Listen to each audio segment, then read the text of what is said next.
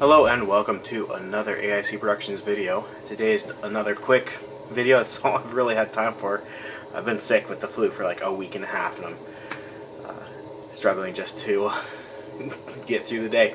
But I want to do another quick video. I've added to my collection once again. I've added a Walther this time.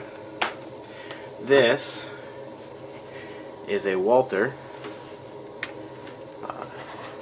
Colt government model. It's a railgun, so it's a Colt railgun in FDE finish. So I have already made a slight modification to this gun. It came with these black grips. Now in the ads, when you look at this gun online, it shows these really cool grips there, if that is in focus. And I was really hoping it actually came with those grips, but it didn't. It came with these cheap black ones. They're actually really pretty terrible. When you grip it, you can actually feel these ribs in there. So I got rid of these right away. This wood grip came off my Rock Island 1911, and they fit on there perfectly. So I will order something different. I don't necessarily like this color, but I wanted to see if regular 1911 grips fit, and they do, so it means I can order something else that will match. I'll probably be going for the look of what it shows in the picture here, something similar to this type of grip there.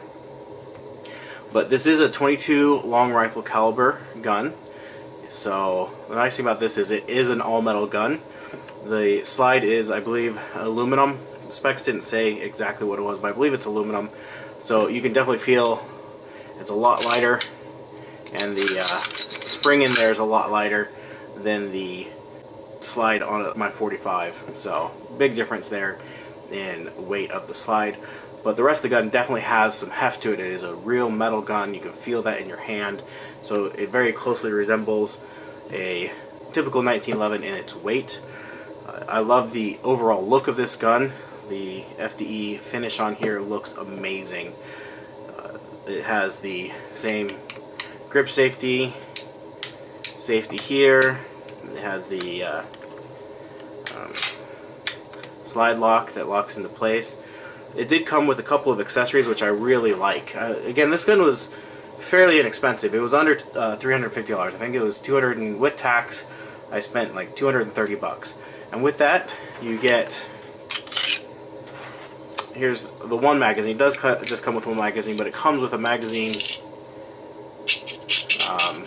loader assist thing, which I've had to buy these for my other guns, and you know, you're going to spend between $5 and $10 on these, if not $15, depending on the gun and whatnot. So that's definitely very nice to be able to load your rounds a lot easier.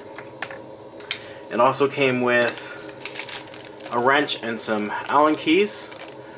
The wrench is because the barrel actually screws off. It's a threaded barrel, so you can put, you know, a suppressor or a flash suppressor or some sort of what's the word I'm looking for, like a compensator or something like that on the end of this. Now you do need an adapter, so this part screws off. It's a very small thread that you can thread. They sell an adapter that you screw on there that can then fit on your other accessory, whatever you're adding to it. And it does stick out just a little bit. Because the recoil spring is a lot lighter, this is way easier to take down. I'm not going to take it down completely here, but just to show you. Doing this around a camera is fun, but that went flying. But you saw that's a lot easier than on my Rock Island. Now, this also, I want to change that on my Rock Island. It has a different style of spring end there. So anyways, so I haven't shot this gun. I'm actually taking it to the range tomorrow. Super excited for that. I think it looks great. It feels good in the hand. Hopefully it shoots as good as it looks. So the one problem I have is replacement magazines. The only ones I found that definitely fit are on Walther's website, and they're $35 each. So I'm going to have to look around and see if there's any alternatives that will work for this. That's probably my only complaint, because it's not a standard magazine in any way, shape, or form.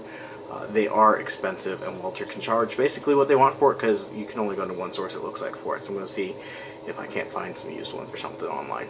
So anyways, that is just a quick overview of this Walther Colt government model 22 long rifle Colt railgun.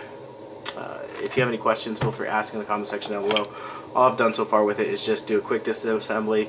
I cleaned it from whatever oil they have from the factory on there, re-oiled the gun so it is ready to shoot tomorrow. Anyways, thank you for watching. I hope you have an amazing day.